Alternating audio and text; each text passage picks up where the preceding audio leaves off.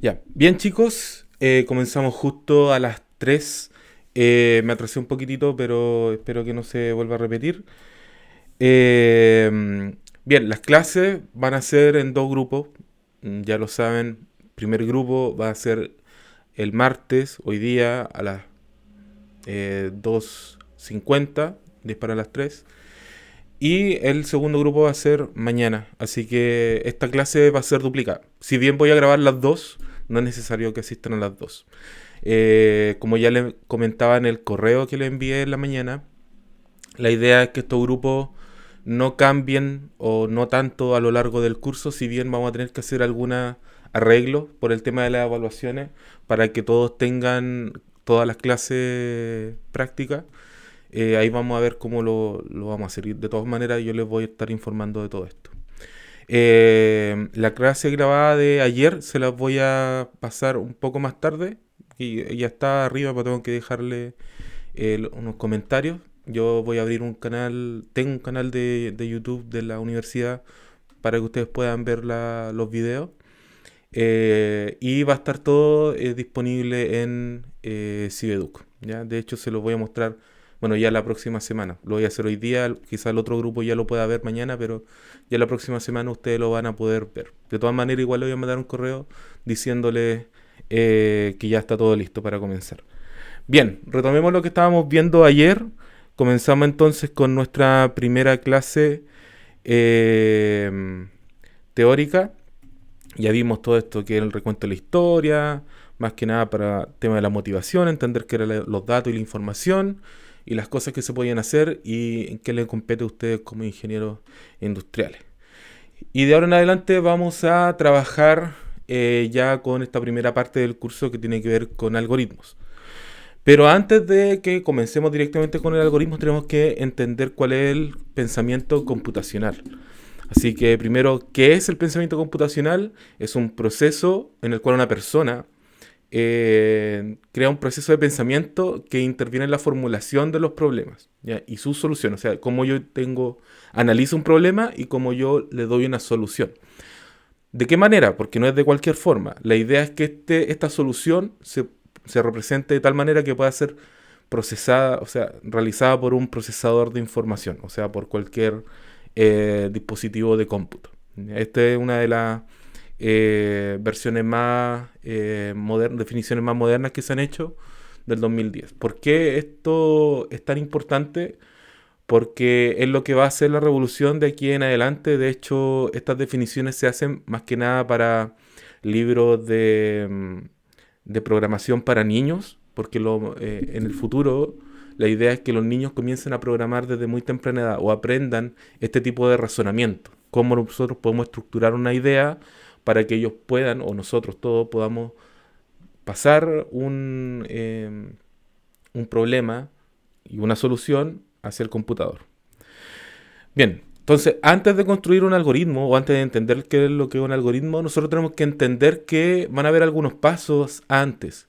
Que primero tenemos que identificar un problema, analizar los recursos que necesitamos para resolver este problema, describir las acciones que vamos a realizar y analizar las acciones de forma ordenada. O sea que nosotros tenemos que ejecutarlas de cierta manera, ¿ya?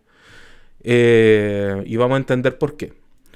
Y vamos a ver un pequeño ejemplo sobre la suma de dos números. Y aquí vamos a conocer a un par de amigos. Bien, para entender qué es lo que estoy hablando y por qué estamos hablando de pensamiento computacional, tenemos que ir desde las bases. Las bases, vamos a ver que estos dos amigos son dos neuronas de nuestro cerebro. Entonces queremos sumar dos números. Entonces vamos a pensar de que para sumar estos dos números debemos obtener uno de los valores. Ese valor, ya lo entendíamos, lo hablábamos ayer, que son los datos, los vamos a almacenar en una de estas neuronas, que va a ser nuestra neurona azul. Y esa neurona va a tener este valor, ¿ya? Entonces nuestro cerebro, cuando nosotros tenemos este valor, va a estar ahí. Luego vamos a necesitar un segundo valor, que va a ser el segundo número. Y también tenemos que almacenarlo en otro lugar. Esta va a ser nuestra segunda neurona, la neurona amarilla, y vamos a tener estos dos amigos. Ahora, ¿por qué es necesario esto? Porque si yo almaceno el segundo valor en la neurona azul, ¿qué pasaría? ¿Alguien sabe? ¿Cómo, profe? Si yo almaceno el segundo valor para este ejemplo, el ejemplo de sumar dos números, si yo almaceno el segundo valor en la primera neurona, en la neurona azul, ¿qué pasaría?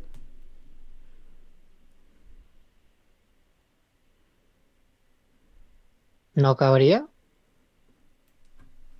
Ya no cabría o se reemplazaría. Si se reemplaza, ¿qué pasa con el primer valor? Desaparece. Se pierde. Entonces ya aquí tenemos una idea de por qué necesitamos dos lugares donde almacenar. Un lugar para el primer valor, otro lugar para el segundo. Entonces si tenemos estos dos y queremos tener el resultado que necesitaríamos, una tercera neurona. Esta neurona va a ser nuestra neurona verde. Entonces vamos a tener los valores y ahora tenemos que hacer la suma. Esta suma es una operación. Entonces lo que hacemos es simplemente decir que vamos a tener acá a la neurona verde que va a tomar el valor de la suma, o en realidad de la operación que vamos a realizar. Entonces, por último, cuando ya se ejecuta esta línea, ya sabemos que vamos a tener entonces el resultado almacenado en esta neurona verde. ¿Para qué toda esta analogía? ¿Y por qué tan de niños?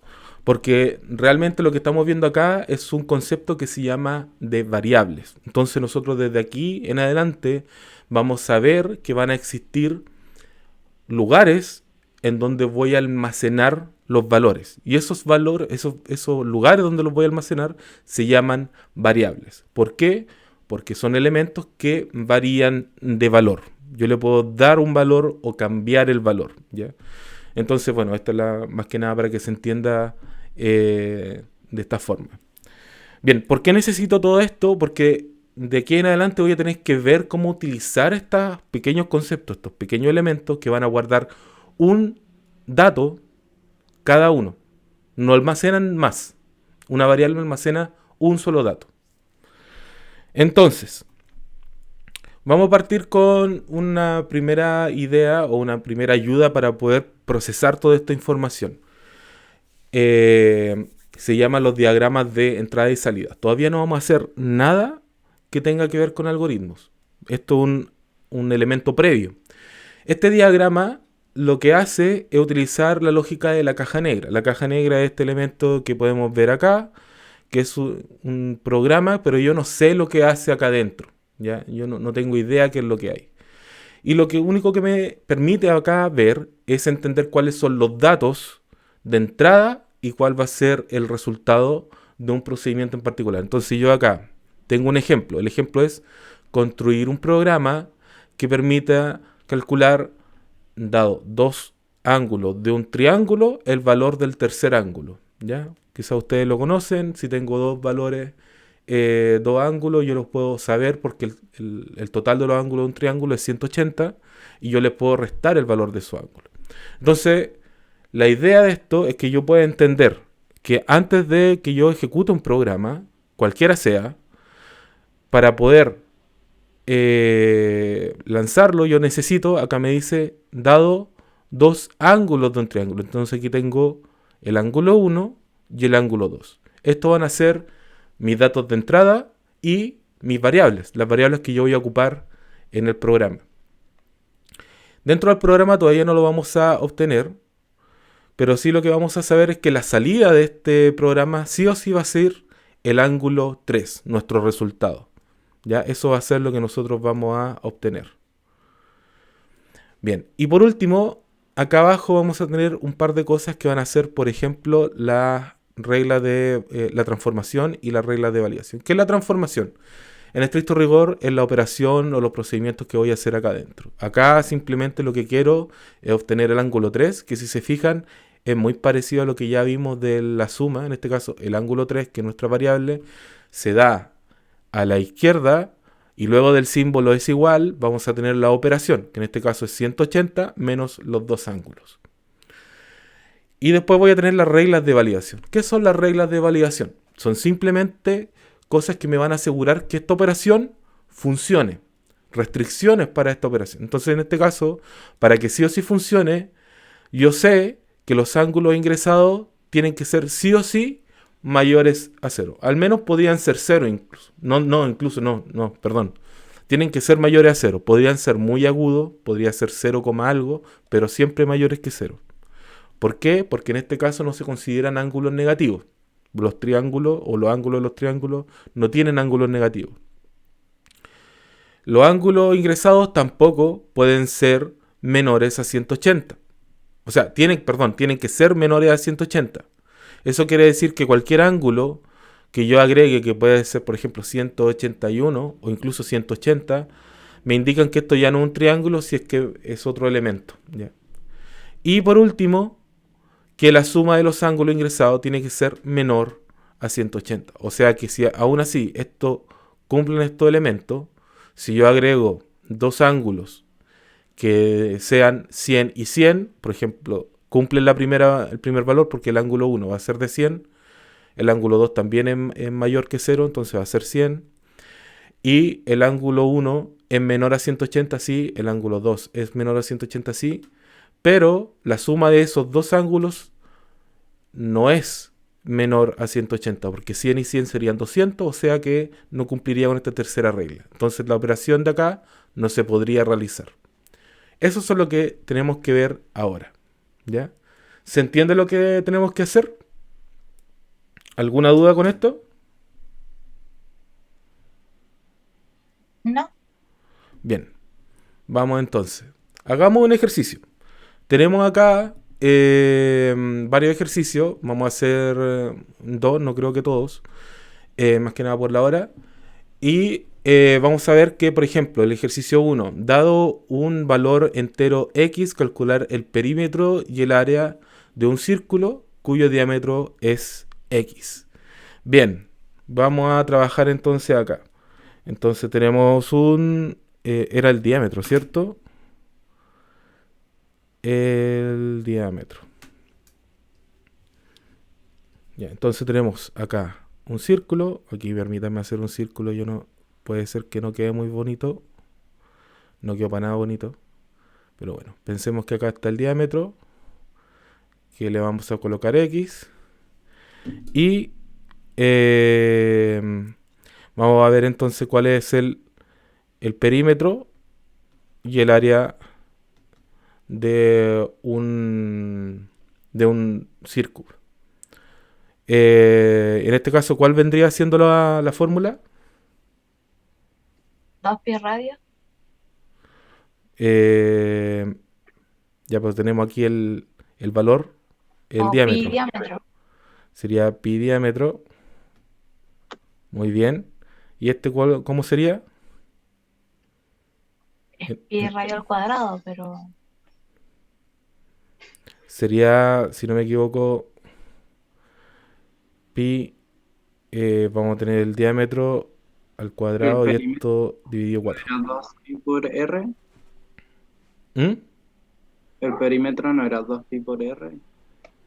Bueno, Sí, es equivalente.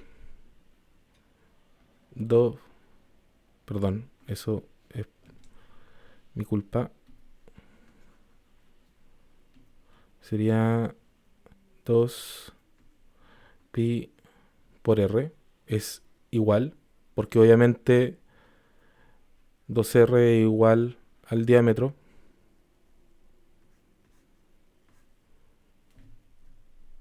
Ya, entonces tendríamos estas fórmulas. Esto, si lo tenemos con el valor de x, vendría siendo pi x, y esto vendría siendo pi x cuadrado dividido 4.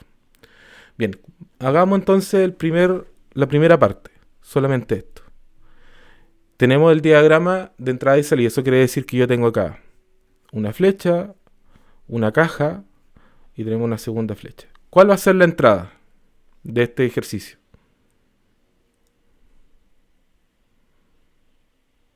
¿el perímetro y el área? No. ¿Sí o no? ¿el diámetro? El diámetro. X. El diámetro X. Ese es el valor. ¿Cuál va a ser la salida? Estamos haciendo el primero por ahora. ¿Cuál va a ser la salida? El perímetro y el El área. perímetro y el área. Ya, vamos a hacer el perímetro. Perímetro por ahora, después vamos a hacer el área. Entonces acá, ¿cuál vendría siendo la transformación de esto? Lo que se hace acá adentro.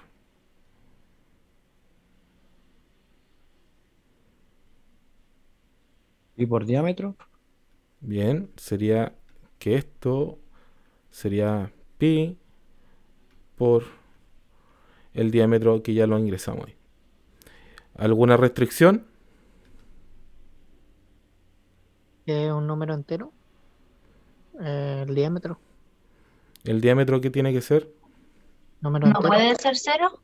No puede ser cero, entonces tiene que ser mayor que cero. También le vamos a colocar aquí, no necesariamente tiene que ser entero, pero sí tiene que pertenecer a los reales. Ya no puede ser imaginario. ¿Ya? ¿Parece bien? Si agregamos el tema acá, que también va a tener salida el área, aquí vamos a tener que decir que la transformación sería pi por x al cuadrado. X al cuadrado ya saben ustedes que también va a ser por x. Y esto todo dividido 4. Ya eso vendría siendo toda la operación. ¿Cambia algún elemento que tenga que añadir, alguna restricción? ¿No? No. Bien, entonces esto vendría siendo el ejercicio. O sea, yo identifico acá cuál es la entrada, cuál es la salida y cuáles son las transformaciones y las restricciones. Ya, eso es todo lo que vamos a hacer por ahora. Bien, ¿se entiende? Sí. Ya. Pasemos al siguiente. Aquí tenemos ya la fórmula lista.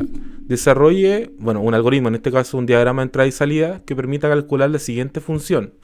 Tengo la función de x, que va a ser igual a x más 1 al cuadrado más 2x al cuadrado. Bien, ¿cómo debería ser? Ya, voy a colocar la fórmula aquí. Era 2x más 1 al cuadrado más 2x al cuadrado. ¿Así? ¿Sí o no? ¿Sí o no? No, era x solamente.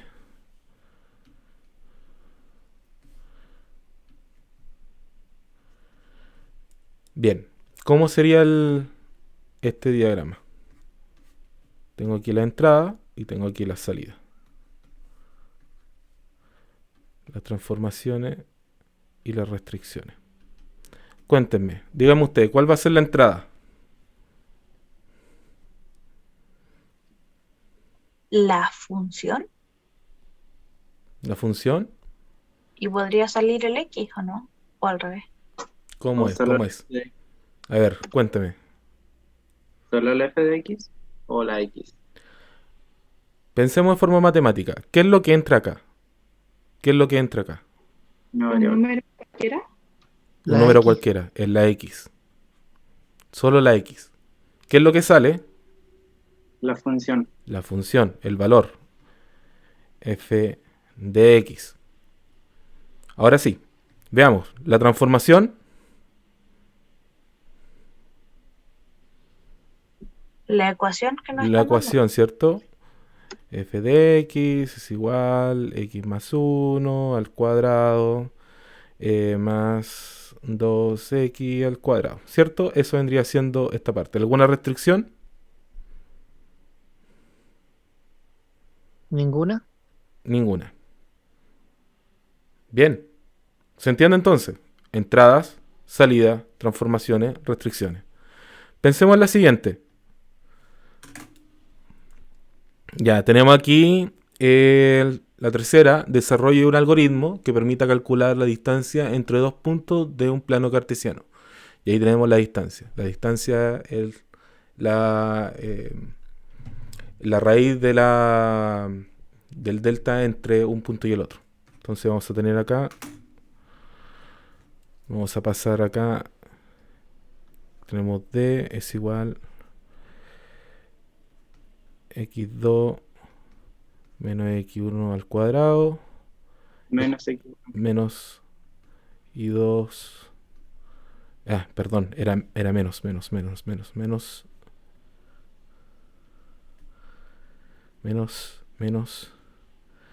y 1 al cuadrado, esto era más. Y ahora sí. ¿Cierto? ¿Sí o no? ¿Sí o no?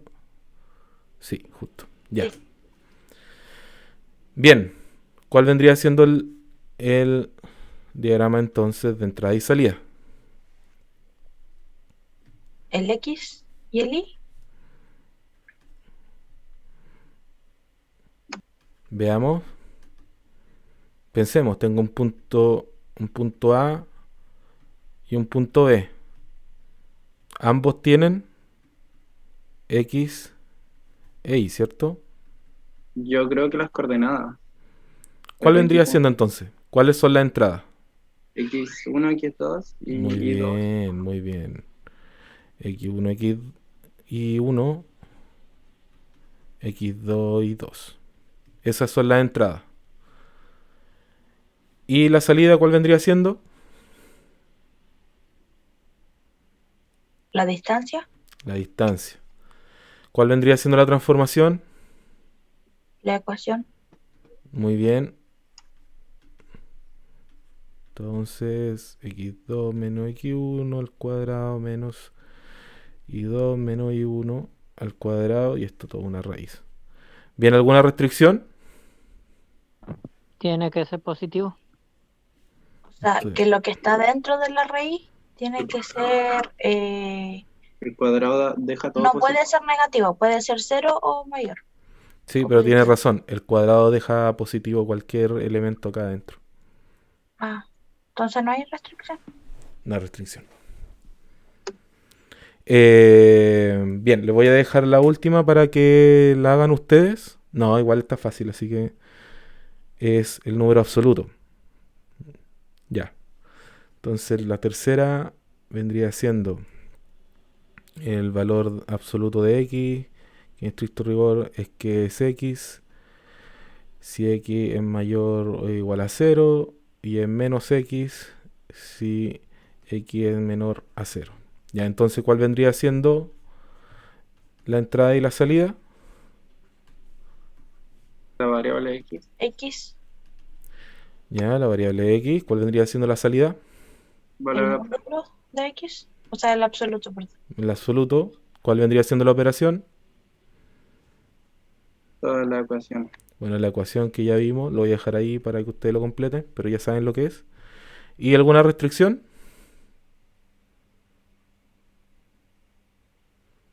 No, Ya, en este caso tampoco. Bueno, no nos tocó ninguna restricción. Bueno, será. Bien, ahí completamos todos estos elementos. ¿Se entiende, cierto? Ya la idea en este caso es estructurar un poco qué es lo que me piden, qué necesito para poder realizarlo y cómo lo voy a realizar. Ya esa es como la idea. Entonces estos diagramas, más allá de que sean tan útiles en la práctica, es un poco una ayuda mental para que ustedes puedan entender de un problema grande antes de ir a darse cabezazo al teclado para programar. Entender primero, bueno, qué es lo que me piden, cuál va a ser la entrada, cuál va a ser la salida, cómo lo voy a hacer, tengo que detenerme a pensar si es que hay alguna restricción antes de darme cuenta qué es lo que voy a realizar. ¿Ok? Esta es la forma clásica de cómo nosotros tenemos que enfrentarnos a un problema de programación e incluso a cualquier otro problema que ustedes necesiten resolver. Primero, ordenen las piezas del problema. ¿Ya? Esa es la idea. Bien, vamos avanzando. ¿Ninguna duda hasta acá? no, profe. Ya, sigamos entonces. Ahora sí, pasemos al algoritmo. Entonces, ¿qué es un algoritmo? Pasada rápida por la historia, le presento aquí a mi amigo Abu Abdallah Muhammad ibn Musa al-Khwarizmi. Para los cabros de la Pobla se llama Abu Jafar. Este hombre es el responsable de que nosotros ahora estemos hablando de algoritmos porque alrededor del mundo fue conocido como al-Khwarizmi y en conjunto con una palabra griega que se llamaba aritmis. Esto, que significa número, en realidad vino a dar el precedente de la palabra algoritmo. Y este hombre, que vivió en el siglo IX después de Cristo, hizo un tratado. Bueno, hacía muchos tratados en escritura.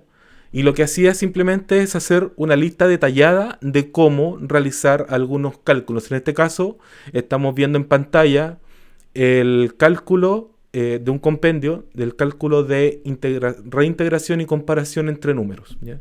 Él hizo varios tratados similares donde se hacían cálculos, donde se detallaban mediciones arquitectónicas, porque esto todo como que se mezclaba la arquitectura con la astronomía también.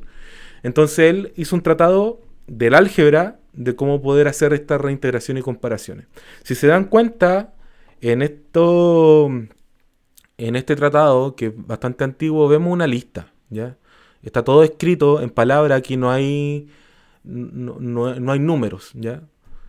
Todo en palabra, qué es lo que se tiene que realizar. Y esta es la primera, entonces, la primera forma de algoritmo que nosotros conocemos. Si recuerdan la clase de ayer, lo que hizo Augusta King al final de cuentas era algo de este estilo. Hizo una lista de instrucciones de lo que se debería realizar en la máquina. Entonces esto es lo que vamos a realizar. Entonces un algoritmo, al final de cuentas, es un conjunto de instrucciones o reglas bien definidas y ordenadas y finitas. Eso quiere decir que tienen un inicio y un fin, que permiten realizar una actividad mediante pasos sucesivos, o sea, uno después de otro, que no generen dudas a quien deba realizar dicha actividad. En este caso, al computador. Ya no le tiene que quedar ninguna duda de lo que se tiene que realizar. Por lo tanto, estas órdenes, además de tienen que ser definidas, ordenadas y finitas, tienen que ser atómicas, es decir, lo más pequeñas posible. O sea, no tiene que haber duda entre una orden y otra. Vamos a un ejemplo. Aquí tenemos un ejemplo, obviamente esto es lúdico, cómo preparar un pan con mantequilla. Primero pensemos cuáles van a ser las cosas que necesitamos, los ingredientes o las entradas. Necesitamos pan, la mantequilla y un cuchillo. Pensemos en eso. Y las instrucciones, ¿qué voy a realizar acá? Ahora las instrucciones serían, se abre el pan en rebanadas con el cuchillo. Yo tengo aquí, pensemos que tenemos ahí una marraqueta, lo abrimos por la mitad. Se toma un poco de la mantequilla con el cuchillo, ahí lo untamos. Luego se unta el cuchillo con mantequilla sobre una de las rebanadas, se coloca ahí la rebanada sobre la rebanada de pan y se cierra ambas rebanadas de pan. O sea, ahí tenemos el pan listo para poder servirse, ¿ya? Ese vendría siendo un algoritmo, ¿ya? De hecho, todas las recetas de cualquier libro de recetas o de cualquier blog de recetas del mundo en sí es un algoritmo. Obviamente no los conocemos así, pero sí, de hecho, cada una de estas cosas son paso a paso, ordenadamente, cosas que nosotros realizaríamos. Obviamente esto es lúdico. Pensemos acá, hagamos el ejercicio. Hagamos un algoritmo para lavarse los dientes y tenemos todos los pasos. Primero, el paso número 1 dice sonreír con los dientes limpios. En este caso, estamos pensando en que tenemos que cepillarnos los dientes. ¿Cuál vendría siendo el primer paso? Ya, porque aquí nos está diciendo que el que estamos acá realizando acá, es el paso número 4. ¿Cuál vendría siendo el primer paso? Ponerle la pasta de dientes. Ya, tenemos aquí la pasta de dientes. Eso es, bueno, lo vamos a dejar ahí, no lo vamos a escribir porque no creo que alcance. Y lo vamos a dejar ahí. ¿Cuál vendría siendo el segundo paso? Cepillar. Cepillarse. Cepillarse los dientes. ¿Cuál vendría siendo el tercer paso? Jugar. Bien. Obviamente esto es súper infantil, pero si se dan cuenta que hay algo súper importante. Yo tengo aquí varios pasos, pero si yo lo hago de forma desordenada, como que no tiene sentido. Si yo sonrío con los dientes limpios, no tiene ni una gracia, porque realmente después si lo voy a enjuagar, después le voy a echar pasta al cepillo, después me voy a cepillar, voy a quedar con los dientes llenos de pasta, la boca llena de pasta de dientes y de espuma. Entonces no tiene sentido. Claro, entonces aparte de tener las instrucciones, tengo que decir cuál va primero y cuál va después. Ya, obviamente esto no tiene un fin lúdico. Vamos entonces a hacer un ejercicio. Ya. Esto es más que nada conversado, así que vamos a hacer el primero. Crear un grupo de WhatsApp con tus amigos. ¿Cuál vendría siendo el primer paso? Abrir el WhatsApp. Abrir el WhatsApp. ¿Cuál vendría siendo el siguiente? Crear el grupo. Crear el grupo. ¿Qué hago después? Añadir a los amigos. ¿Ya? ¿Y después qué podría hacer? Conversar. Conversar. Sí. ¿Ya? En 3 pasos, algo simple. ¿Ya? Pensemos en el paso 2. Yo no sé si se puede acá, yo lo coloqué. Descargar certificado de alumno regular UH. ¿Qué debería hacer primero? Meterme en la página. Meterme a la página. Después, Ir donde dice certificado. Introducirme Ya. a Infoalumno. infoalumno. Después ir a la parte de certificado. Sacar el Y certificado. descargarlo. Descargar el Descargarlo. certificado y descargarlo. Bien. Si se dan cuenta, bueno, podríamos seguir conversando con los demás. Le dejo el tercer paso a que lo hagan ustedes. Pero si podríamos seguir, en realidad podríamos ir detallando paso a paso. Pero hasta ahora hemos estado con la norma así a lo freestyle, porque no tenemos ni una forma de poder medir que esto sea paso a paso y poder medirlo. Entonces, ahora le voy a presentar las formas en las cuales nosotros podemos estructurar bien un algoritmo.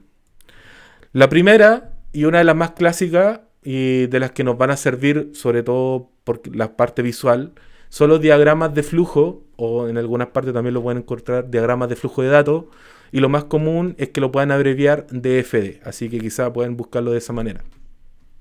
¿Qué es este diagrama de flujo? Describe un algoritmo de forma gráfica, ya tiene elementos gráficos. Visualiza la ejecución de cada una de las instrucciones y sigue un orden y lógica. Ya, esa es la idea. Entonces, ¿qué es lo que vemos acá? Vemos un elemento. Aquí, no sé si lo alcanzan a ver ustedes. Este es un elemento que es el inicio. Bueno, voy aquí a correr un poco esta cosa porque... Ya, ahora sí. Aquí vamos a ver el elemento de inicio. Es el inicio del algoritmo. Tenemos el elemento de término del algoritmo. La impresión de mensaje o cómo mostrar mensajes hacia afuera, recepción de datos hacia adentro, acá yo le voy a decir en dónde los voy a almacenar, operaciones de datos, ¿ya?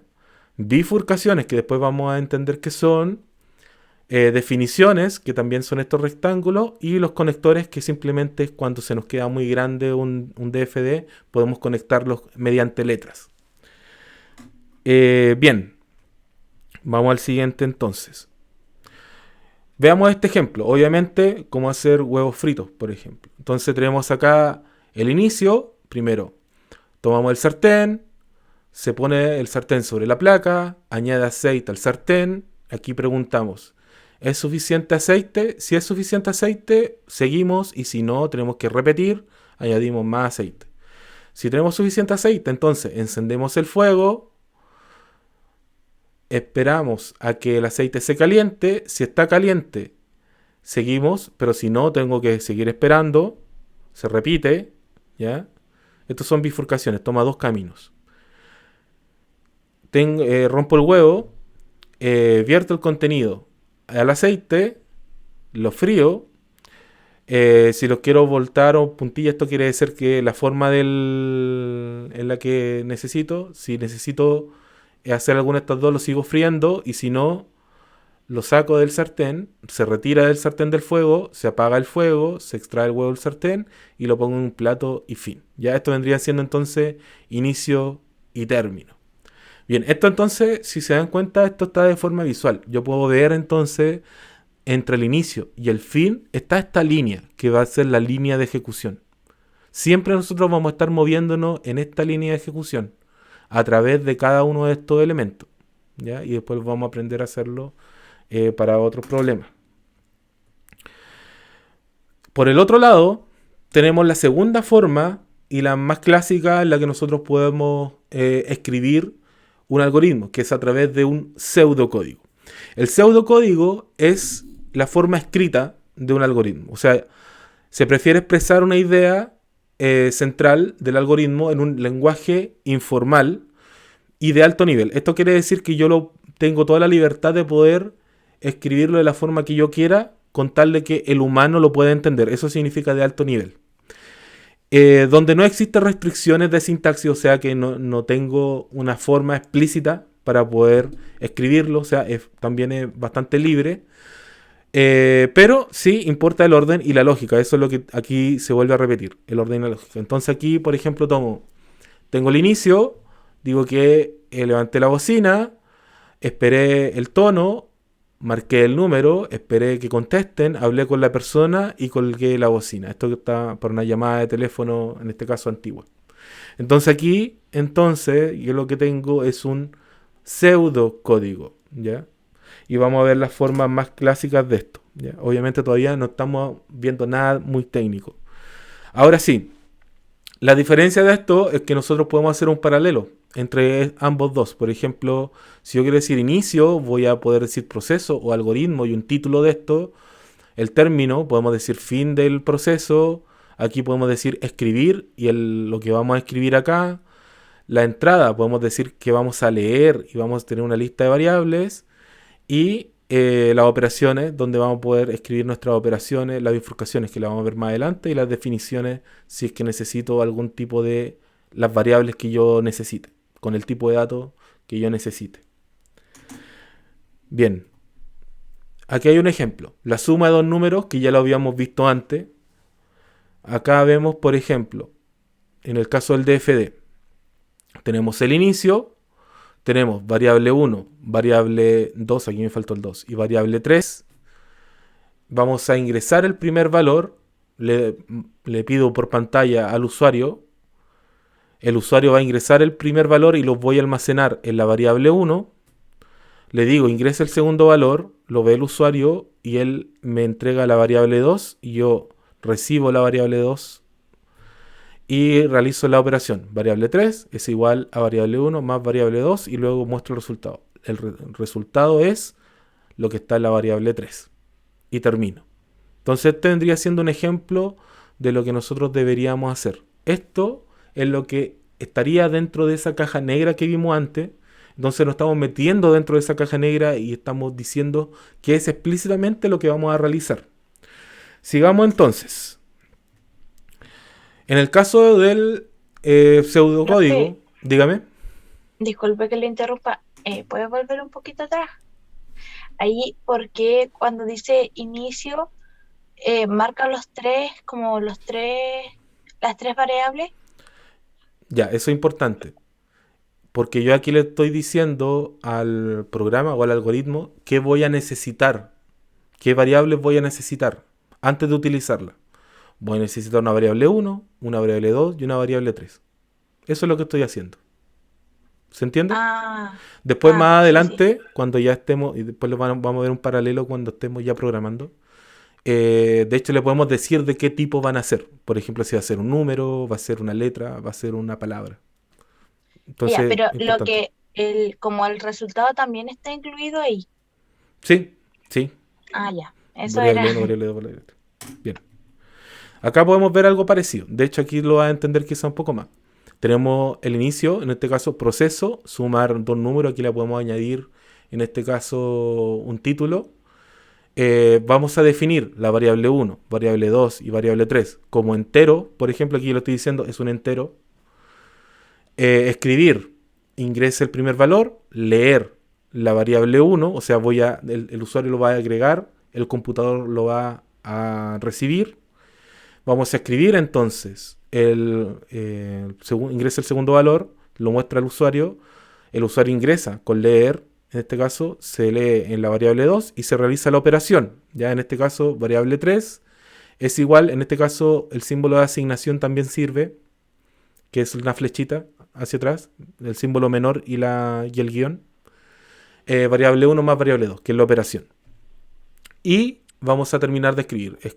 El resultado es la variable 3 y terminamos el proceso. Entonces estos son equivalentes. Lo que vimos antes con el diagrama de flujo y lo que estamos viendo ahora con el pseudocódigo. ¿Se entiende? Sí. ¿Sí? Ya. Hagamos entonces un pequeño ejercicio para obtener el inverso de un número. ¿Ya? Vayamos entonces a hacer el inverso de un número. El inverso de un número es si yo tengo bueno, es x-1, que en estricto rigor es decir que es 1 partido x, ¿ya? Y si nosotros hacemos el diagrama de entrada y salida, ¿qué es lo que vamos a necesitar? ¿Cuál va a ser la entrada? X, ¿Cuál va a ser la salida? X 1 dividido partido. 1. X menos 1, la transformación vendría siendo 1 partido X. ¿Ya? Y en este caso, ¿habría una restricción? X distinto de 0. Muy bien. X distinto de 0. Muy bien. Entonces ahora vamos a hacer... Espera un poquitito, tengo que arrastrar las caritas hacia otro lado. Ahora sí. Ya. Bien, entonces hagamos el diagrama. No sé si es tan fluido acá el cursor, pero Sí. bien. Sí. Vamos a tener entonces el inicio. No, si no está muy fluido. Inicio. Vamos a tener aquí esto. Vamos a necesitar las variables. Yo voy a tener aquí un rectángulo. Voy a decir que voy a tener X. Voy a decir que voy a tener el resultado. ¿Ya? Después lo vamos a colocar. Podemos tener cualquier valor. Y creo que esos van a ser suficientes para este caso. Ya lo puedo decir aquí que lo necesito como enteros, pero lo vamos a dejar así. Además, esto puede ser decimal, el resultado puede ser decimal. Bien, les voy a pedir entonces al usuario ingrese X, flechita hacia afuera. Voy a leer el valor, lo voy a almacenar en el valor X, en la variable X, flechita hacia adentro. Y voy a hacer la operación, en este caso R, que va a ser el resultado, va a ser igual a 1 partido X. Pero yo necesito aquí verificar esto antes, ¿ya? Esto lo voy a obviar por ahora, ¿ya? No lo voy a hacer al tiro, lo vamos a dejar aquí inconcluso, o pendiente, porque después le voy a enseñar más cosas, ¿ya? ¿Ya? Aquí tengo la operación y luego voy a decir entonces que esto va a ser inverso es, entonces le voy a mostrar aquí el resultado de R. Y por último termino. Bien, ¿se entiende? ¿Sí? ¿No? ¿Alguna duda?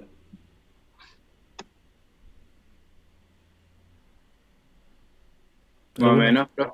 Es que las cajitas todavía no entiendo. Sí, las cajitas todavía, o sea, Ah, confunden como cuáles son para cuál y cosas así. eso. Ya, veamos, de nuevo. Partimos de nuevo. Tranquilos, y eso pasa. Ya, de nuevo. Recuerden que estas cajitas, los óvalos, vendrían siendo el inicio y el fin. Eso es simplemente lo que vamos a tener acá. La que tiene flechita hacia afuera, el rombo con flechita hacia afuera, es cuando yo, el programador o el computador, le va a mandar un mensaje a la persona que va a estar manejando el computador, al usuario, ya a la persona. Y cuando el usuario ingresa un valor, eso se le denomina lectura, ¿ya? Y esto tiene el mismo rombo, pero con la flechita hacia adentro. Yo ahí estoy leyendo. Las operaciones son en rectángulo y después vamos a ver el tema de los rombos, que después lo vamos a ver. ¿Ya? Quizás se entienda mejor. Ahora si vemos el ejercicio. Si vemos el ejercicio, si se fijan, aquí ya tengo entonces la declaración de variable, tengo la salida del mensaje que va a decir ingrese X, el usuario ingresa el valor de X, se hace la operación y ahora le estoy dando, en este caso, la respuesta que va a ser R y se la entrego al usuario. Entonces se fijan, flechita hacia afuera, hacia el usuario, flechita hacia adentro, desde el usuario hacia el computador o hacia el... Sí, hacia el computador, dejémoslo así. ¿Sí? ¿Ahora sí? Sí, Sí, profe. profe. Ya, ahora pensemos esto como pseudocódigo. Voy a dejar aquí como pseudocódigo. Voy a decir que esto va a ser proceso X inverso, le voy a poner aquí. porque tiene un título. Yo voy a decir definir x, r como decimal. ¿Ya? Voy a decir escribir ingrese x. Después voy a decir que voy a leer, en este caso, en x. Voy a realizar la operación. Entonces voy a decir que r va a ser igual a 1 partido x. Y después voy a volver a escribir en este caso inverso es, en este caso, r. Fin proceso. Bien, ¿se entiende? ¿Son necesarias las comillas o era para separar? Ya que después vamos a ver por qué, pero sí es como para separar de qué es la instrucción con el texto que yo les voy a pasar. ¿Ya? Porque aquí entre comillas en realidad puede ser cualquier texto. ¿Ya? Aquí también. ¿Se entiende? Entonces solo como escribir lo que se desarrolló antes, ¿no? Claro. Ok. ¿Se entiende el ejercicio? Sí, profe. Sí, Sí. Ya, perfecto. Entonces, lo que estamos haciendo recién es la parte secuencial. Ya estamos entonces viendo cómo vamos a hacer esta secuencia de pasos. Ya, un paso después del otro. Bien, vamos entonces a... Esperemos que alcancemos. Tenemos 15 minutos todavía. Bien. La primera de los conceptos que vamos a ver después de algoritmo es la bifurcación. La bifurcación es esta forma en la que nosotros separamos esta línea de ejecución en dos. Ya, dos posibilidades. Entonces tenemos por el lado del sí, o sea, el verdadero, y por el lado del falso. ¿Ya? En este caso vamos a decir que la bifurcación permite, el sí en realidad, permite bifurcar la ejecución de instrucciones en dos caminos, que es lo que vemos acá. Y sigue el camino que hace en la condición verdadera, ¿ya? Dependiendo de esta condición. Entonces acá añadimos otro término, que es la condición lógica. Y vamos a hablar de qué es lo que son las condiciones lógicas. El si no complementa al if, en este caso al sí, para elegir el camino contrario a la condición, es decir, el camino que hace a la condición falsa. ¿Ya? Entonces aquí tenemos una condición lógica. Vamos a decir, si es verdadero, vamos a hacer unas instrucciones, pero si esta condición no se cumple, nos va a dar falso, vamos a decir que vamos a hacer otras operaciones. Pero al final de cuentas, sigamos un camino o el otro, vamos a volver a unir estos caminos para poder seguir hacia la siguiente parte del algoritmo, ¿ya? Entonces yo acá tengo, esta es la versión del diagrama de flujo, y acá tengo el pseudocódigo que se escribiría más o menos así. Recuerden que esto no tiene una estructura concreta, pero debería ser si la condición lógica, entonces seguimos unas instrucciones, o si no, seguimos otras instrucciones, ¿ya? ¿Se entiende más o menos qué es lo que se quiere hacer? O aquí quizás esto se pierde un poquitito. ¿Puedes repetirlo? No capté Sí, mucho. por favor. profe, Dígame. yo entendí, pero ¿por qué llegan a un mismo punto si deberían ser cosas por separado? Porque la idea de estas operaciones es que sean siempre dadas en un cierto contexto. Por eso depende de la condición lógica, ¿ya? Si yo me voy hacia un lado, hago las operaciones, pero vuelvo a la línea, en este caso, de ejecución. Y si hago la otra parte, también vuelvo a la línea de ejecución. Vamos a hacer un ejercicio para que se entienda mejor, ¿ya? Bien, el ejercicio es saber si una persona es mayor o menor de edad. Entonces, lo que tenemos que ver primero es que la condición, en este caso es una pregunta. ¿Ya? Una condición lógica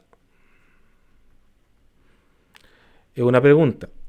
¿Qué pregunta voy a realizar? Por ejemplo, yo podría decir que yo tengo, vamos a decir que tenemos A y B, y yo podría decir que A puede ser mayor que B, o A es menor que B, o A es mayor igual a B, y A es menor igual a B. O también puedo decir que A es igual a B o que A es distinto de B.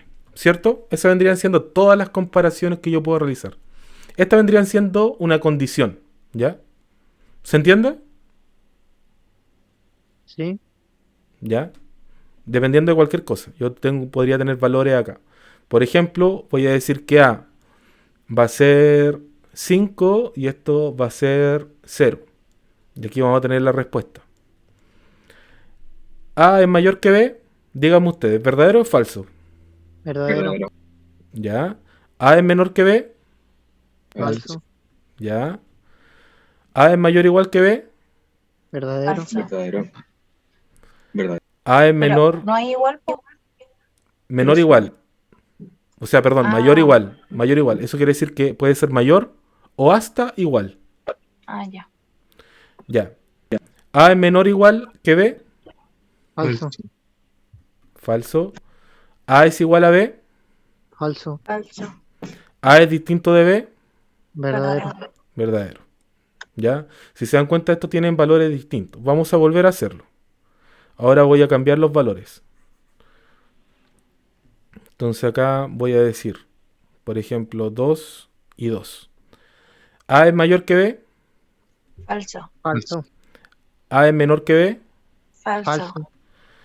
A es mayor igual a B. Verdadero. Muy bien. A es menor igual que B. Verdadero. A es igual a B. Verdadero. Verdadero. A es distinto de B. Falso. Falso.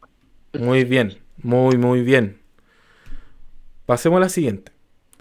Ahora yo puedo hacer, puedo unir, en este caso, puedo unir condiciones.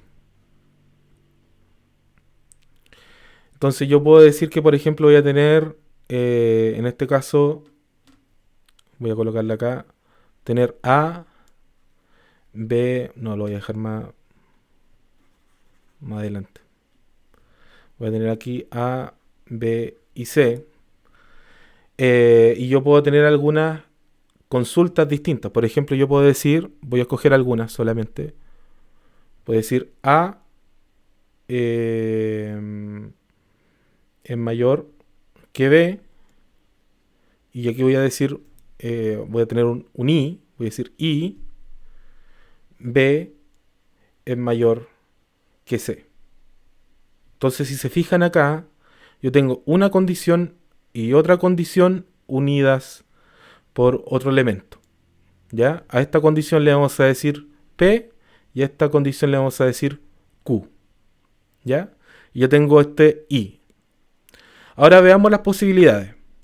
Pensemos que la primera condición va a ser verdadera. Y esta condición también va a ser verdadera. ¿Cuál va a ser el resultado? Verdadero. Verdadero. Verdadero.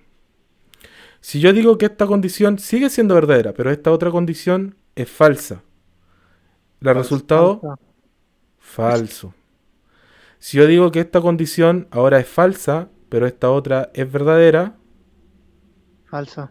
es falso. Y esta condición es falsa y ahora esto también es falso, Falso. falso. A esto se le llama ilógico, lo voy a colocar ahí, ilógico.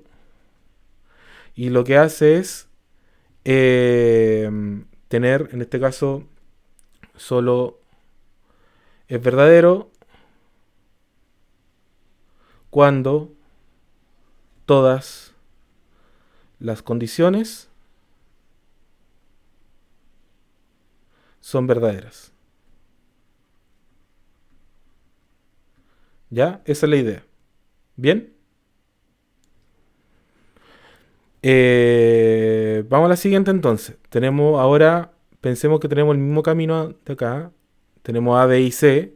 Pero ahora voy a decir que tenemos A mayor a B y aquí tenemos un O. Y B mayor a C.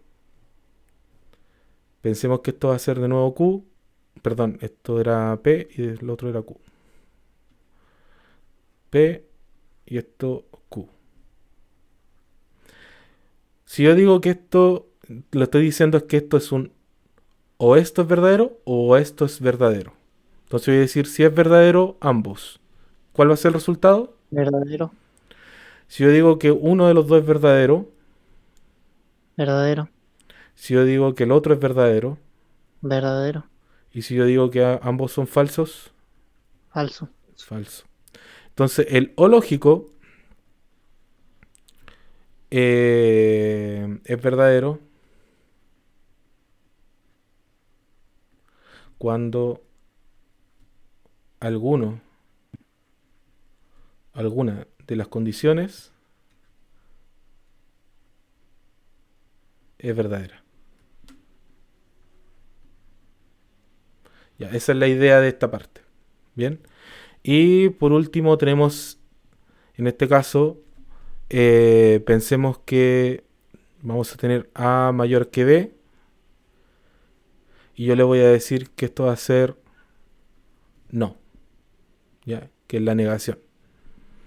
Entonces yo le voy a decir acá, si esto, vamos a pensar que esto es P, le voy a decir que esto va a ser no P. Y el resultado, si yo digo que esto es verdadero, ¿cuál va a ser el resultado? Falso. Y si yo digo que es falso, Verdadero. Verdadero. verdadero. ¿Ya? Entonces, independiente de lo que hay acá adentro, siempre lo voy a dar vuelta, va a ser el inverso. ¿Ya? Eso es todo lo que necesitan saber para esta primera parte. Ahora, recién vamos al ejercicio. ¿Cuál era el ejercicio? Ya no me acuerdo. Saber si una persona es mayor o menor. Ya. Entonces, ahora lo que vamos a hacer es que nos queda poquitito, así que vamos a hacerlo. ¿Cómo sabemos si una persona es mayor o menor de edad? Hagamos el diagrama primero, el de entrada y salida. ¿Cuál va a ser la entrada? Verdadero y falso. O No, la posible. no. Como ser mayor o ser menor. Veamos, po. ¿Cuál? Primero, recuerden que es un dato. Yo necesito La edad, la edad. ¿Y cuál va a ser la salida? si es mayor o menor, o no. Ya, si es mayor o menor. Ya, esa es la idea. Entonces ahora vamos a hacer el diagrama. Ya, vamos a tener aquí inicio. Voy a tener esta primera parte. Lo que voy a hacer acá entonces es decir que voy a tener una variable que se llama edad. Y no necesito nada más. Entonces yo ahora le voy a pedir al usuario que ingrese edad.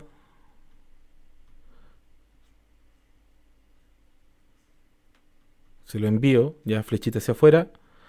Lo leo. En este caso le voy a decir que lo voy a guardar en la variable edad. Flechita hacia adentro porque lo estoy leyendo. Y ahora lo que voy a hacer es una bifurcación. O sea que le voy a hacer una condición, una pregunta. ¿Cuál va a ser la pregunta? Es Sí. mayor. Mayor que 18. Mayor o igual a 18. Ya, entonces va a ser edad mayor o igual que 18. Ya, y aquí termino esta bifurcación. Vamos a hacer aquí el lado verdadero y para acá el lado falso. Si es verdadero, ¿qué debería ser? Sería mayor de edad. Mayor.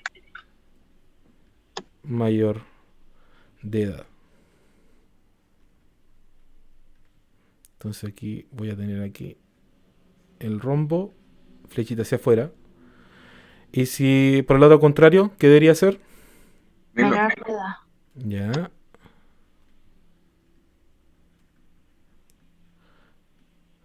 Ya, rombo y flechita hacia afuera. Y ahora si se fijan ya tengo las dos versiones. Yo podría terminar por cualquiera de esas. Pero aquí yo siempre acostumbro de que ustedes tienen que volver a unir estos caminos. Ya, de una u de otra manera. Se vuelven a unir y ahora yo sí puedo terminar. ¿Ya? ¿Sí? ¿Se entiende? Pero el que los una no significa nada, solamente es para que dé paso al término. Para que dé paso a la instrucción que sigue. En este caso al término. Ah, ya. Ah, ya. Profe, ¿podría solo una opción llegar al final? O sea, sin unirse, dejar como, por ejemplo, menor de edad hasta ahí. Y seguir Eh, con la otra. en estricto rigor, sí, pero no es aconsejable. Si, por ejemplo, si yo acá dijera que solamente le dijera cuando es mayor de edad, yo aquí no tendría que colocar nada, ¿cierto? Entonces aquí yo podría decir es mayor de edad y termino. Pero esta patita me queda suelta. Entonces, ¿qué es lo que yo aconsejo? Es que aún así se unan estos dos lugares, porque aún así estoy haciendo dos caminos, igual se separan, ¿ya? Eso quiere decir que por el otro lado no voy a hacer nada, ¿ya? En este caso. Bien, hagamos el pseudocódigo. El pseudocódigo debería ser, que es lo último que vamos a lograr hacer. Tenemos acá el proceso. Voy a decir que esto es mayor, menor. Y lo que vamos a hacer es que vamos a tener, en este caso, la definir edad como entero, en este caso. Igual podría ser decimal, sí, pero entero por ahora. Vamos a decir escribir, en este caso, el texto, ingrese edad y vamos a... ¿Qué sigue ahora? Díganme ustedes, cuéntenme ustedes. Leer, Muy bien. ¿Leer qué? Edad. la edad. Ya, síganme ustedes, díganme. Ahora, ¿cómo debería ser?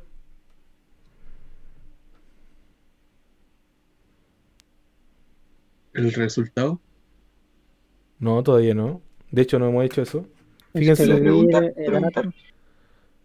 escribir edad mayor a 18, ¿no?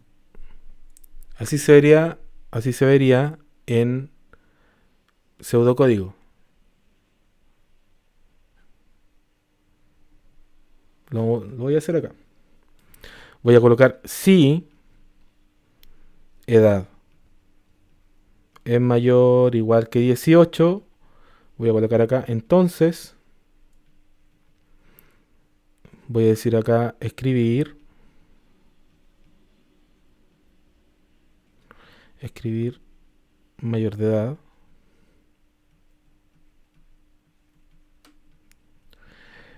Y acá si no. Y dentro escribir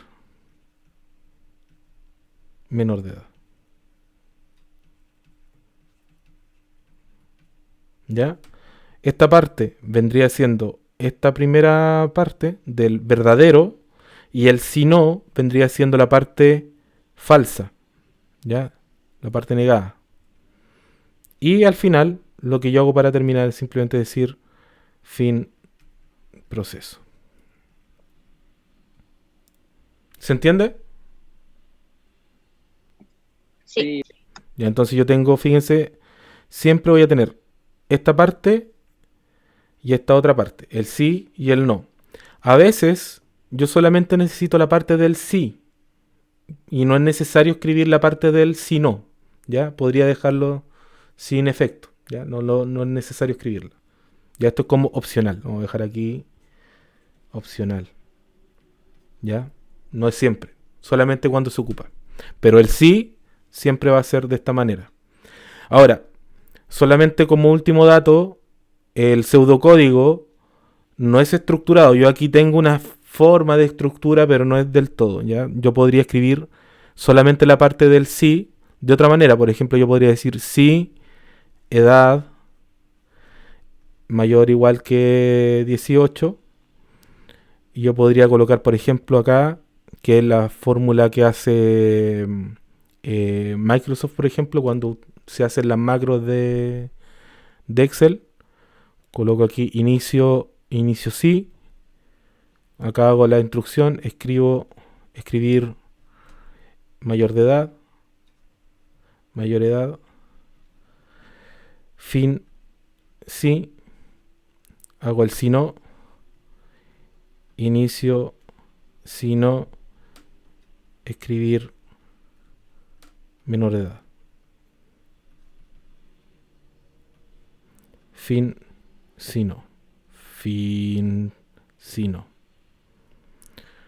¿Ya? Si se dan cuenta, entonces lo que hago aquí, más que nada decir aquí dónde inicia, dónde termina, y acá igual, dónde inicia, dónde termina. Más que nada porque puede que lo vean así. También existen las llaves como de inicio y de fin. Y ahí también se pueden hacer de esa manera. Hay un montón de formas para poder hacerlo. Bien, vamos a quedar hasta acá por ahora. Nos queda mucho más por revisar. Lo vamos a seguir realizando el día lunes. Y vamos a tener mucho ejercicio que hacer para la próxima semana. Así que yo sé que todavía no estamos netamente haciendo ejercicio, pero creo que es la mejor manera de que ustedes puedan aprender al menos esta parte, que es la forma en cómo se realizan los algoritmos. No sé si han entendido bien, si quedan preguntas. Entendible. Sí, se entiende. ¿Esto lo vas a subir hoy día? Sí, voy a tratar de tener todo listo hoy día, al menos en la noche. Démenle en la noche, por favor. Ya, profe. Ya, chicos, terminamos entonces la grabación por hoy. Ya llevamos 1 hora 5 minutos. Nos pasamos nuevamente, pero espero que lo consideren. No me reten, por favor, no me reten. Ya, chicos, Chao, profe. terminamos. Chao, chao. Chao, profe. Chao, profesor. Chao, cuídense. Profe, gracias. Ya, chao, chao. Recording